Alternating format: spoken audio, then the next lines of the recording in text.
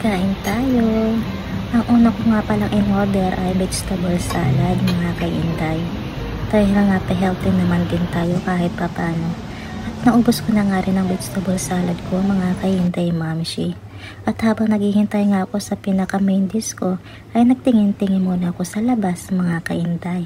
At nakita ko nga yung Ara Cafe na yan, mga kainday mamshi. Sa isip ko nga, ang tagal-tagal ko na siyang nakikita, ang tagal-tagal na namin kumakain ni Lolo dito sa restaurant na to. Pero never pa namin pinasukan yung Ara Cafe na yan, mga kainday. Ewan ko nga, ba't ito na lang lagi ang pinupuntahan namin ni Lolo ko, mga kainday mamshi. Dahil nga paborito niya tong lugar na to at paborito niya yung mga food dito, mga kainday mamshi. Pero isa lang naman yung kinakain niya, carpaccio at salad, mga kainday mamshi. Dumating na nga rin pala itong aking pinaka-main dish, mga kainday mamshi. Yan pala ay rice, mushroom at cheese, mga kainday. O diba ang sarap at naubos ko na ang aking pinaka-main dish, mga kainday.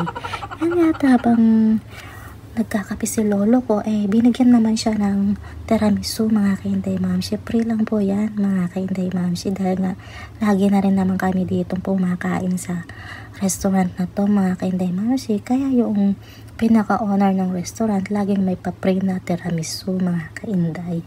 Ayan, pauwi na rin kami ng aking Lolo, mga kainday mamshi. Ito nga ang ganap, mga kainday mamshi.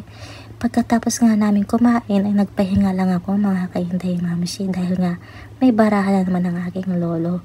Eto nga't natulog nga ako dyan kanina, mga kainday mamshi, at ngayon nababangon na tayo, mga kainday, dahil nga oras na naman ng aming pag-alis ng aking Lolo. Ito yung daily life namin, mga kainday mamshi, ngayong araw na to, mga kainday. Yung kakain sa restaurant, magpapahinga, tapos aalis na naman para magbara si Lolo ko. Ganyan po ang aming schedule ngayon, mga kainday mamshi. Eto nga, tumayo na rin ako, mga kainday, para hilamos, mga kainday mamshi, at mag-ice-ice ng konti. Dahil nga aalis na kami.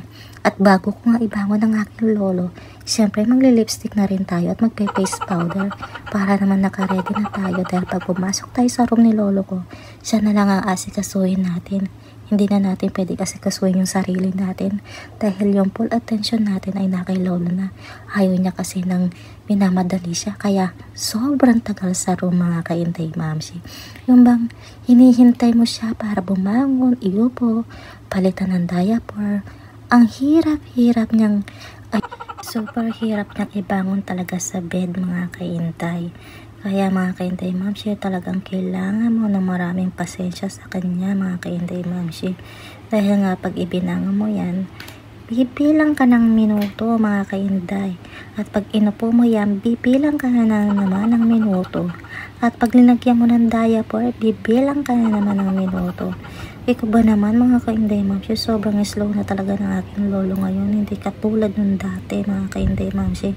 Kaya kailangan ko ng maraming patient, mga kainday mamshi.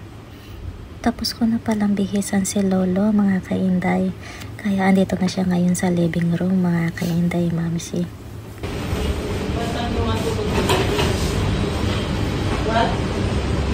Another 10 minutes? 10 minutes pa daw bago ko tumawag ng taxi, sabi ni Lolo ko.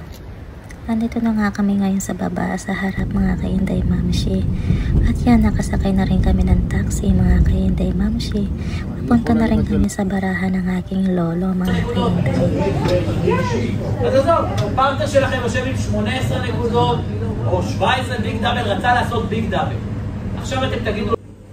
Bumili pala tayo ng kape, mga kainday mamshi, para habang nagbabantay kay Lolo, meron tayong iniinom na mainit na kape at meron din tayong iniinom na tubig, mga kainday.